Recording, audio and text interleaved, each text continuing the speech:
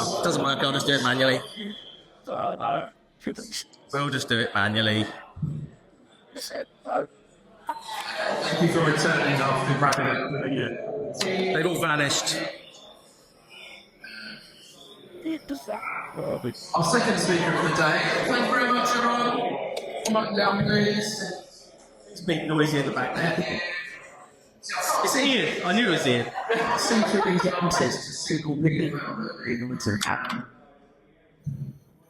What?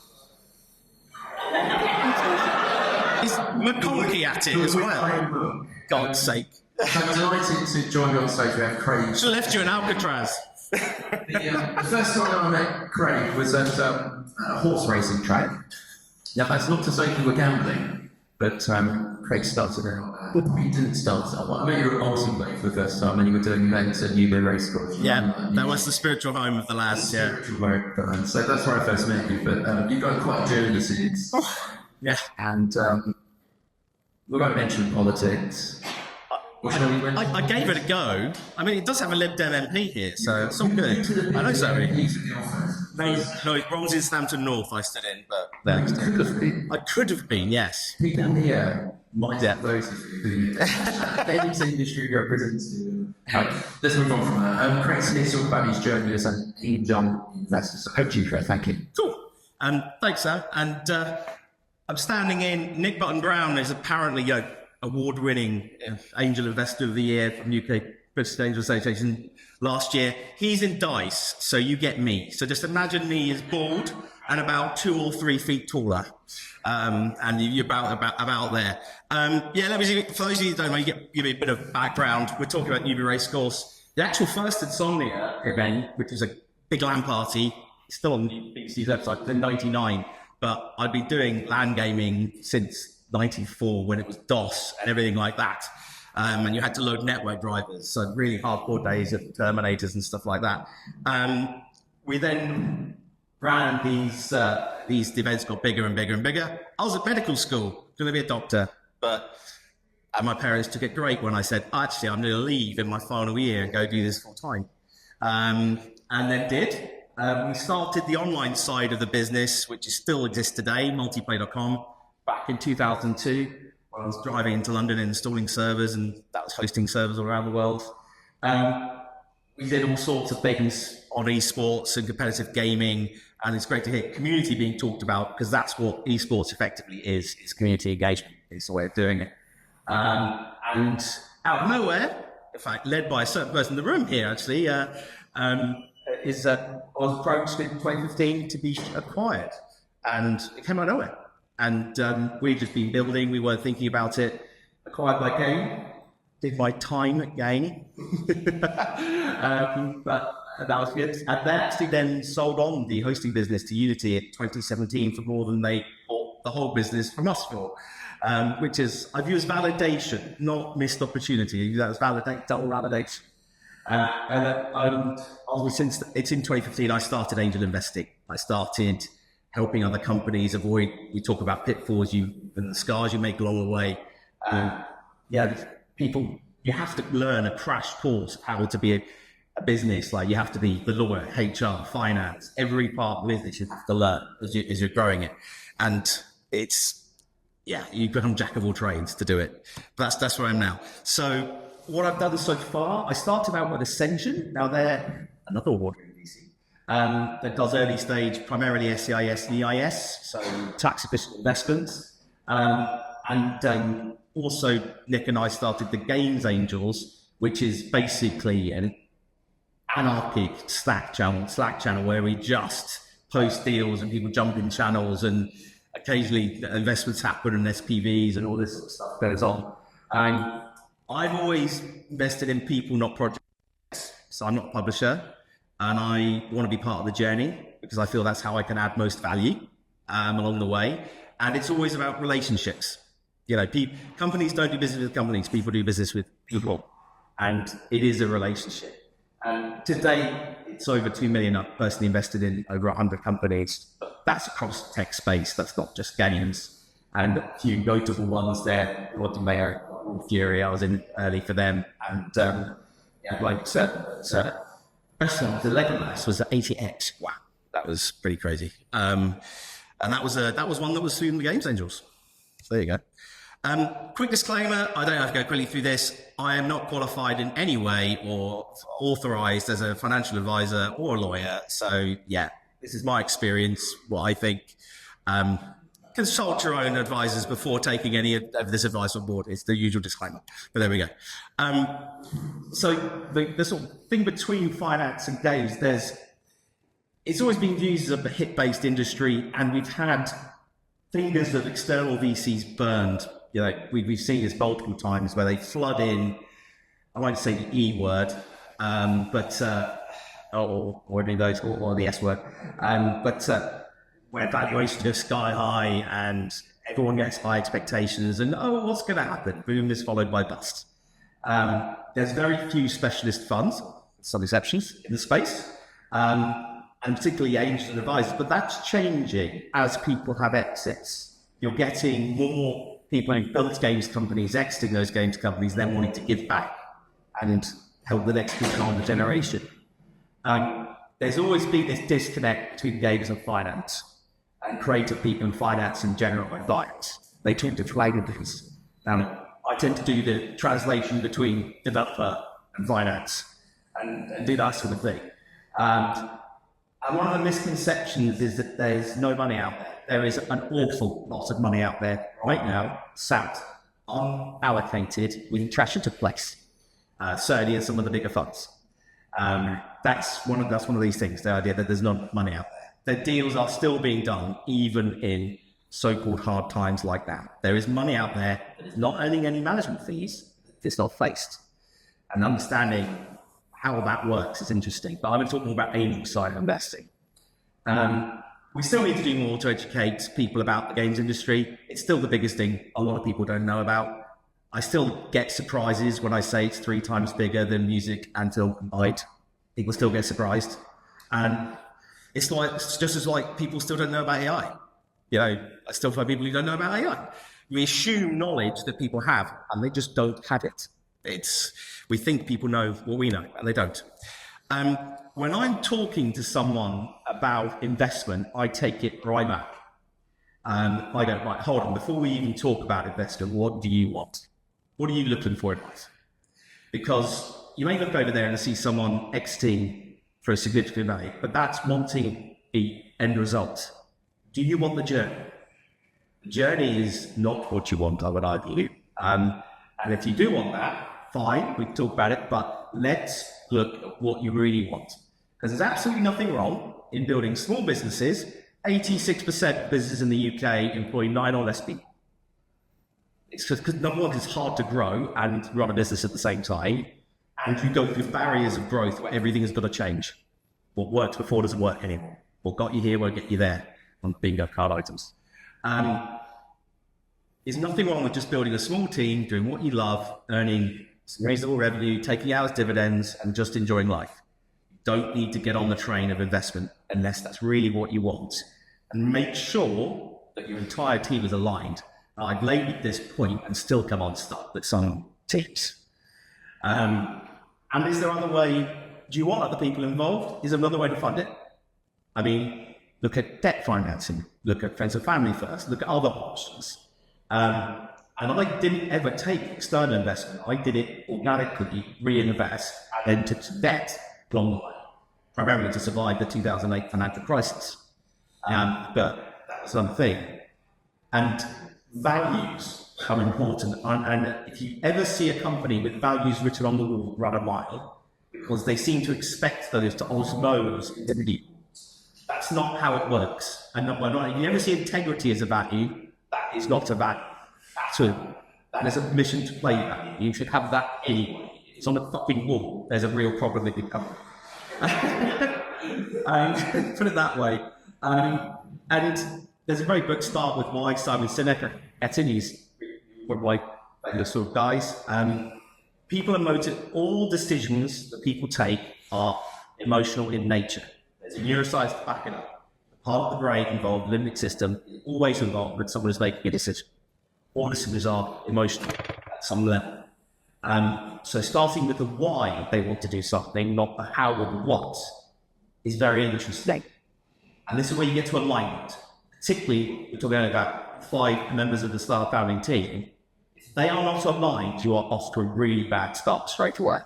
If one of them isn't thinking about working for someone else in 3 to 5 years, don't take investment. Because the minute you take investment, you're starting a clock, and you need to be aligned with the investors that they are expecting you to exit to someone in 3 to 5 years, 7 years, but they will expect that to be the outcome, the direction you're traveling. If you're not on board with that, don't take their money. It's as simple as that. And people do. And I've had this with other companies, and I labour the point, and still, it got to the point that they're about to be acquired by Microsoft or Mercedes. I don't know what anyone says. We had this 5 years ago at length, and now it's over. So even when you labour the point, sometimes you can come unstuck when people aren't exactly true to themselves. I'm probably preaching to the converted here, but the various types of funding that is out there. But some of the people don't even think about some of these other ones. They don't think about debt. Or they don't think about friends and family or other things. And some of these things, people, the SEIS and the ELS are still one of the best kept secrets in the UK. So many investors I know don't know about it. They still don't know. I mean, the fact we still use paper for it, an HMRC doesn't non-digital, it's ridiculous. There we are. That's another thing. And then you've got things like venture capital and private equity, which do all separate talks. If you're interested in project funding, publishing, that's where you go. As I said, I invest in people. I want to be part of the journey, and project 1 and 2, 3, 4 are not just that help you build your business. And then there's things you can do, particularly when we were building multiplayer, we relied a lot on asset finance. So when you're rolling out hundreds or even thousands of servers, asset finance, because that's a lot of capital how it works. Most airlines finance all their planes. They don't buy them, they're all in finance, because that's a lot of capital to have tied up. So why choose angels? We tend to be earlier, because that's when we can add more value. There's little point you jumping in at the same time as Andreessen Horowitz at a 50 billion time, because you're way down the journey at that point. Maybe I'll have some value and some connections, but that's probably too late for me to be able to add the most value to a business. We're normally exited entrepreneurs, always. So we have been on the journey that you're on at the moment and bring up that wealth of knowledge with us. We normally have a big black book of contacts, and it's really more about what we bring other than the money that should interest you, not the money. Money you can get from all sorts of places. So you really want smart money and someone who could really add value to your investor. And we're not likely to start wanting things like preference shares and victors reserve and things like that, because we tend to be in at seed or seed plus at the very early stages of funding. When you start having a VC award, you're then going to start getting to protect themselves more onerous commitments to the bank, which is part of the growth journey. We're more motivated to take risk personally because of the tax efficient investment schemes. For example, SEIS 50% off your income tax straight away, and then no CGT if you exit after 3 years. That on its own, the no CGT after exit of 3 years is worth it on its own, regardless of the leaking X. And that's coming in very handy. And then that was reinvestment. It's why I don't know why I think people don't leave it. And some of us can help by simply being on your debt. Names matter. It builds confidence. When you're looking to people who's been involved in your business, what experience they have, what exits they had, it can help a lot to have. And that's something with the games angels. Why sometimes we do things called SPVs, special purpose or special project vehicles, is because you might have 12 people going into a company, but we'll do this one angel capital. But you get 12 people to help you. Wow. But one might put in $1 grand, one might put in $100 grand, but they're all in the same deal to go into a company. And so what do we look for? For me, it's all about team first. Team above all else. A good team, pivot, strive to succeed and succeed. A bad team will take the best idea you've heard of. They'll literally do that. And are they aligned with you? Do they share your values? And that's both sides of the table. When I'm talking to people looking for investment, I say, this is a relationship and it's a long-term one. The average investment lasts longer than the average marriage. So be sure that you're comfortable with these people you can work with moving forward. And the number one thing, not just for taking investment, but in general for corporate health, team, is alignment. If your team is all pulling in different directions, or you're pulling in a different direction to your investors, that is a recipe for disaster straight away. Next, we'll know what the defined market opportunity is. So, is it a product? Have you thought about going to market? That's often the one thing that most texting down is a very established route to market, is they hadn't thought about it. Well, they've thought about it, not enough. That sort of thing. Have you thought about competitors? Ascension, in particular, we looked at a minimum of 12 months, if not 18 months runway. Assuming no sense. And is there anything defensible about what you're doing? Is there any kind of moat? Any USPs? And the one thing we know about forecast is it's bullshit. It's wrong. Forecasts are wrong. And revenue forecasts are hilarious works of fiction. The thing you can generally get a good idea, though, is your cost. So cost is more important to me than I don't share. Net worth. I want to know, have you thought about your costs? Are you taking enough money to get you through 18 months, 12 to 18 months? Because I don't want you raising again. It always takes you twice as long to raise than you think it will. So think it takes you 3 months, no, it takes you 6. And you're out of the business raising while that happens. The CEO, whoever's doing it, is out of the business effectively while you are raising. That's all they're doing. Now, things to consider in us, because, you should be looking back the other way. Smart versus dumb money. There's lots of money out there. Loads of it. But what else do they bring to the table other than that cash? Because that actually is often worth multiples of what the cash that did for business. Do you get the right people? Just one connection and ad can bring you a contract worth way more than the investment in some point. Are they asking the right questions? Do they seem smart enough to understand your business? Are they doing due diligence? Because it's almost like an obligation on you as well to think, should I be taking these people's money? Is it right? But as I said before, it's relationship first. Can you work? You're going to be together for a while. And when it goes wrong, it's messy. It's not fun. Having had to be bad a couple of times, and I don't like being bad. Hours to delete and things like that. It's not fun. That happens. The normal range of evaluation of around is between 15 to 30% personal. When we say post-money, meaning there's a lot of glossary terms you should read out. Is basically, if you're worth 5 million and you're raising 1.5, post-money valuation is 6.5. That's literally, you put the money in as the value of the post-money valuation. Normal money is 15 to 30%, which means after 4 rounds, roughly, the founders will still own just about half of the business. Because I know non-founders sat there with 10, 15% of the business because they're not motivated.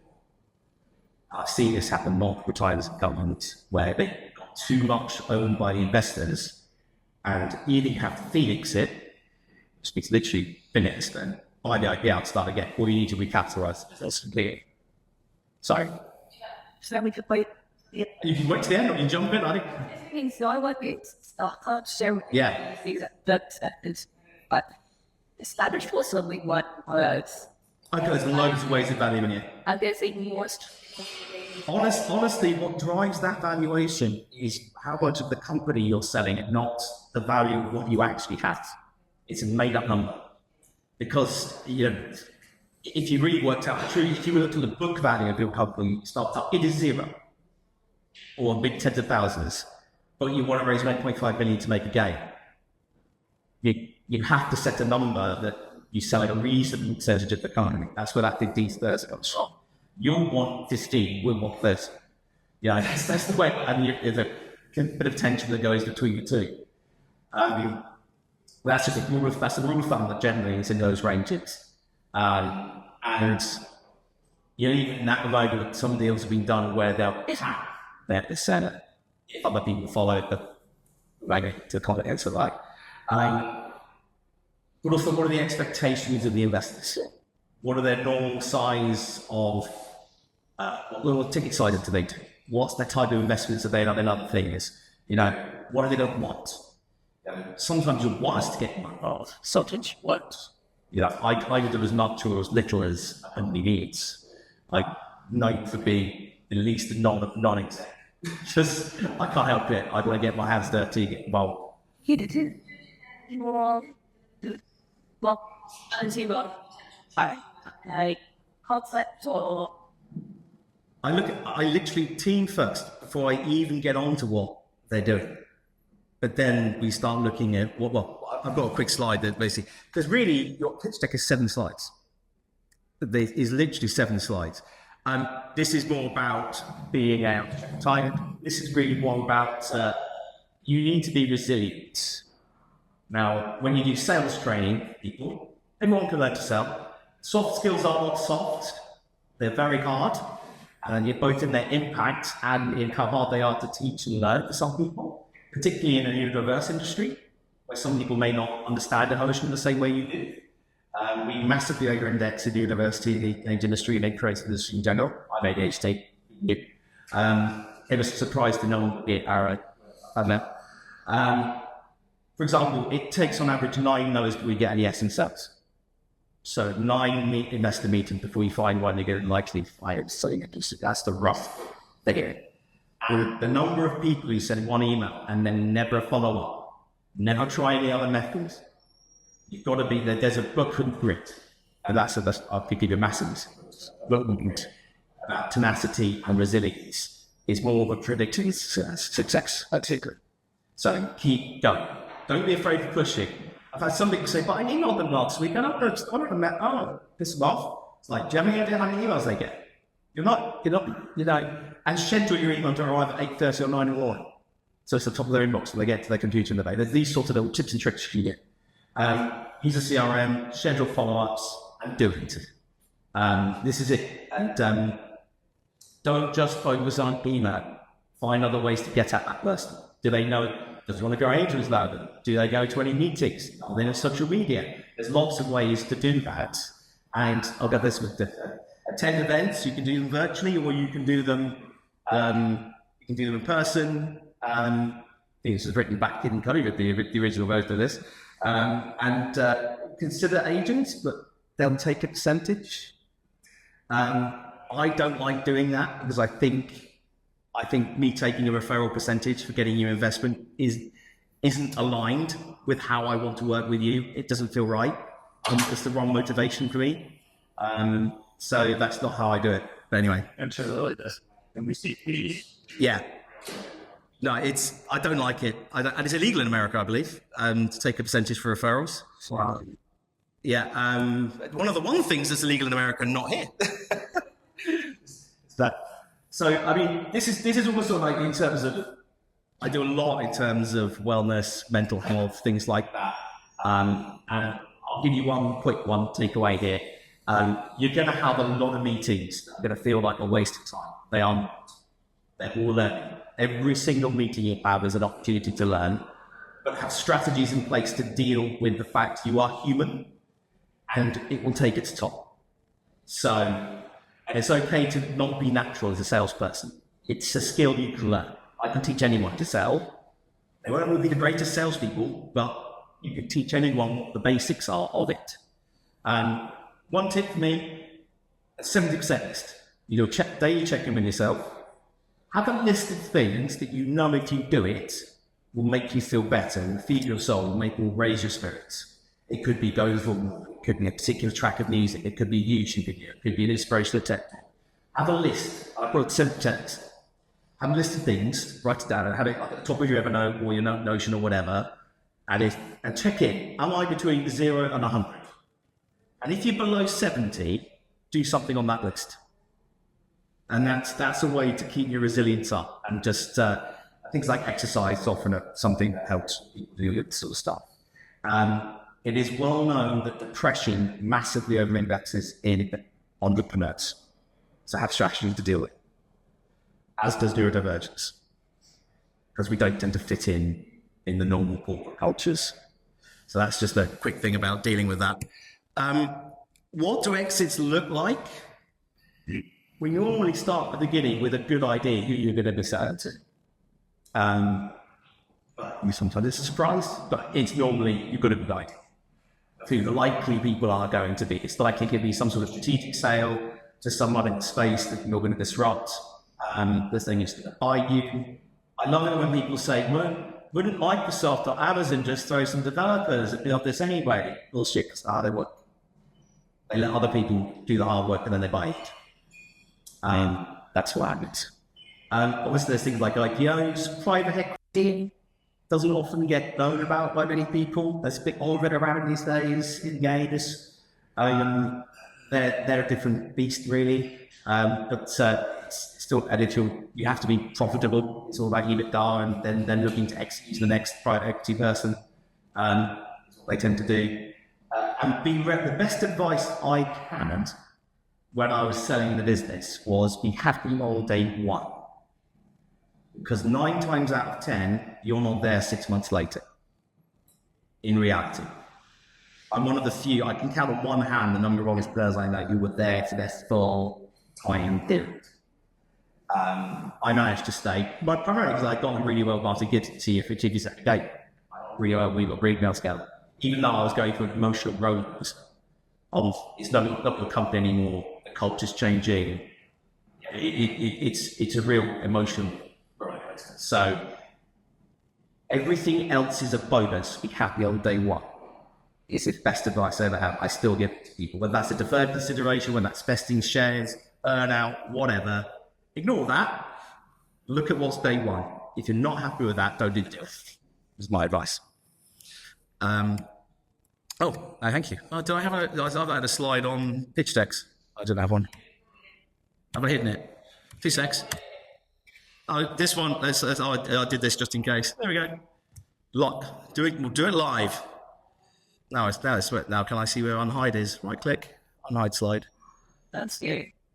Where is it? God, there it is. There you go. So let me just, this is literally, that's how many slides you In the initial pitch deck.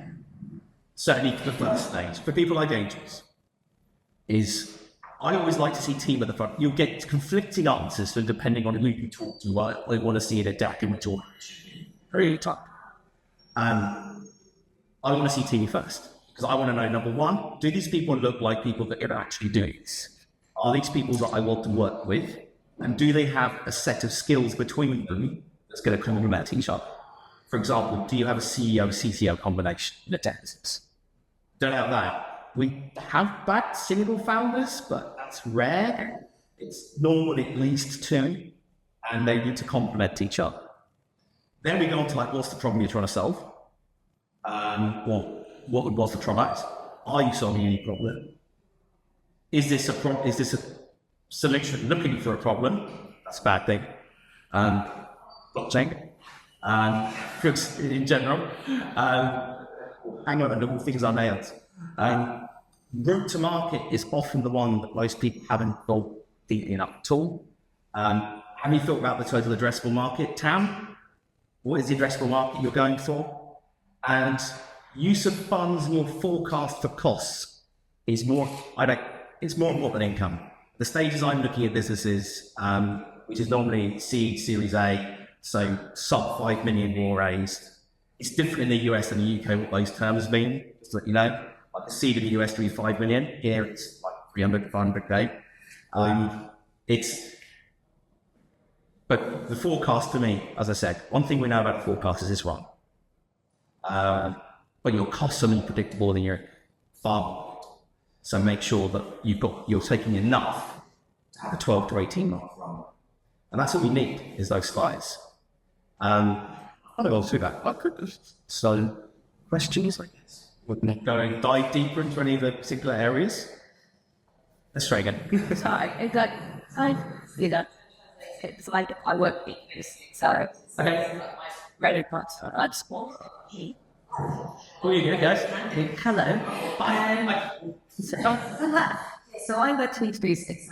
Yeah. Minus a video game and also you basically go through a break. So in terms of that problem space, that makes sense. But how do you perceive you're building a game? You know, your problem is the problem you're fixing is someone's need for entertainment, as well. How I'd frame that, and is there a space for that particular game? Is it something that is not being served well, or are people looking for a different thing? That when it comes to, as I said, I don't tend to focus just on content. I tend to focus on a company that's going to do. I tend to look more for, are they building technology as well as content in what I'm looking at? Like, are they building engine tech, or are they building additional things that make it more scalable? And I don't want just game one. I want game 2, 3, 4, 5, 6. You know, that's it. So my ideal investment in the games industry is a company making an engine that's novel, that is better than what's out there, and is going off and doing multiple other things. It's going to have multiple games on it. You know, that could be the next Unity. You know, you never know. Beware the black swan effect. You know, as in, everyone says, I want to be the next Minecraft. It's like, well, you're not going to do that. That is a black swan. You know, it's a low probability, high impact event. Let's focus on more achievable objectives that are likely to succeed. Any other follow up on that?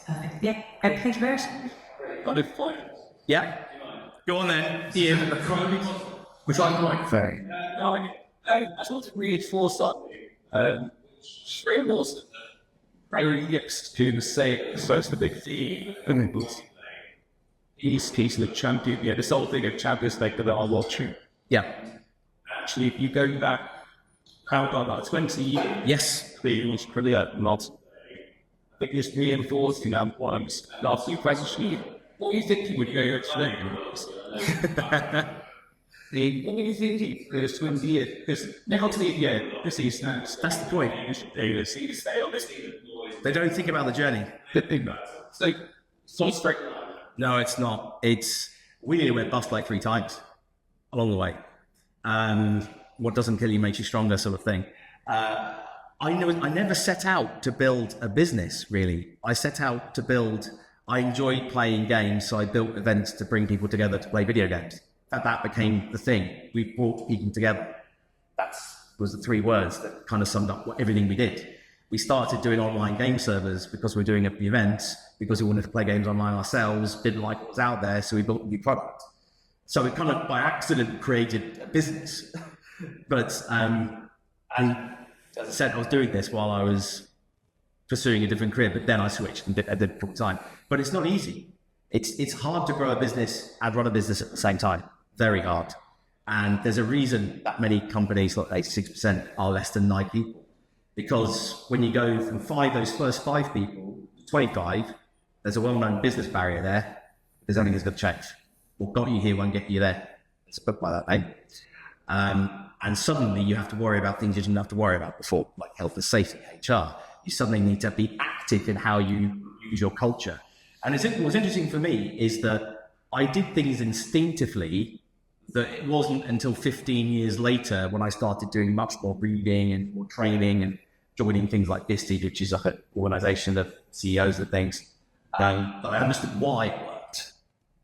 When I started really going into psychology, I do a lot of team psychology, the dynamics of teams, things like that, when we sort of go in. Because almost always the problems in a business are a people problem. And 9 times out of 10 it's communication. Dealing with that right now with the company. That's not diving into it, not even invested in it, it's just going into help mate. But it's that journey of breaking through 25 and breaking through 15. It's as hard as starting up again to do that. And you suddenly got a lot more mouths to feed. There's a lot more at stake. And that weighs on me. I remember it is lonely at the top. And I was family business. My mum and dad were pissed off at the beginning, but then I hired them both to work in business. I would hide what was really, I was really thinking from them, because I knew they'd go off the deep end. They knew what I was really thinking. So having that outlet, thank you so much to talk about, is having an outlet to someone as either a mentor or advisor or something to be through it. You can talk to that, because very clearly line, it can tell you break stuff. You know, literally just talking about the problem itself, let's get out. If you bottle it up, it tends to come out in other ways, they tend to be negatives. You don't have the positive. You had your brother working with you earlier. I did. Was that helpful? He's a very level-headed man. Yeah, and my other brother as well would join for a period, but he couldn't hack startup. Yeah, both my brothers came from building and construction industry, so we're used to having large companies behind them. Not a lot of people can make that transition to a small business, just as a lot of people building businesses can't make the transition to corporate world. It's a whole different ballgame. But yeah, my brother Stu was involved as well. He found Newbury originally, actually, because he had a building site down the road. That's how we found Newbury School. Did you build your office for you as well? He did, yeah. Well, he built it for our landlord, and actually Unity still kept it until very recently. They finally, the barn, oak framed thing. You wouldn't know there was this tech business in amongst loads of converted pig sheds. It doesn't matter. You just need a vinyl line, and there you go. But it's Jimmy Carr talks about this actually. You know, on his TikTok, he talks about people see what you've got to, but they don't think about that journey, and that's a very key point. So the thing they don't truly over your bias, Steve, Oh God, Fanny Side 2 and that sort of stuff. Oh, because you say, you stuck to a mission. Yep. That's really good. Alignment, and if you leave from the front, I've never asked anyone to do anything I wouldn't do myself. I remember a particular interview with someone, and she said, "Well, you wouldn't expect to clean the toilets, would you?" Why do you tuck? I'm going to use it. I'm going to do it. If there's something I would do and you would do, there's going to be a problem straight away. So that's a very short piece. But you know, you find to the point of that. There comes a point though where that is a problem, where you have to be able to pull yourself up to have a helicopter view. I don't even have time. This is a side of a really good team, is they would tell me, it's fuck off, because they got it, and go do something more important, literally. Because I would be unable to say things like that with them. Obviously that's you talk about $25 an hour task rather than $1,000 an hour task. And yeah, I should be off there talking to sponsors and doing press interviews and things like that. I shouldn't be undertaking what I want to be, so I want to be there showing that I'll do it.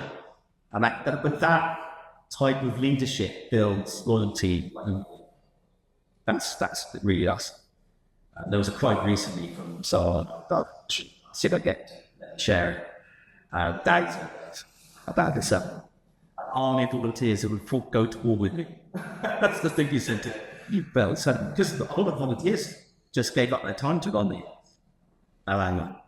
and it's basically what people do for kids over there. It's a good motivation for us. I'll ask if there's any more questions from the table. And look at this side. Hi, it's probably a bit of a doubt question, but I feel like I'm missing a trick because all the best for me is frame-to-frame recommendation. Yes. Is that a trick that I'm missing? Is there a place that like made you with registered to your web pages? It is all it's a classic line, isn't it? It's not what you know until you know. And it's hard to get through the noise, like my LinkedIn inbox. The minute you put investor on anything, it's just noise. There's a space to go. We keep thinking about whether we're going to put a Dave's Angel site up. We did have one and we took it down again. But we're talking about whether we put a form up for people to submit things. We're trying desperately to keep it informal so we don't have to go through any FCA regulation or anything like that. So it's just a network of people that share intel, basically. But yeah, reaching out, as I said before, reach out to LinkedIn, reach out to multiple social platforms, not just LinkedIn, and don't stop with the first email. 9 emails minimum before you stop. When we think about something. This is people don't think that so many people stop with one email. Oh, they're not interested. Oh, That you just got lost in all the emails that they get. Yeah, it's email is not a form of communication is guaranteed. Go other ways as well. But you one of the things that use the angels you know, use the people you know, because a referral is always best. A warm lead is always better than a cold one. And you've got a warm lead opportunity because Craig's here today. So absolutely. let's get his details. Oh, details. Did I have my details on the final slide? There you go. There's the details. We'll make sure that we share these details. So Yeah. I see. Yeah, we'll bring this session. Well, that's nice. To real. I don't care. Craig, thank you so much for your time. Really appreciate that. 100% for Craig. Thank you.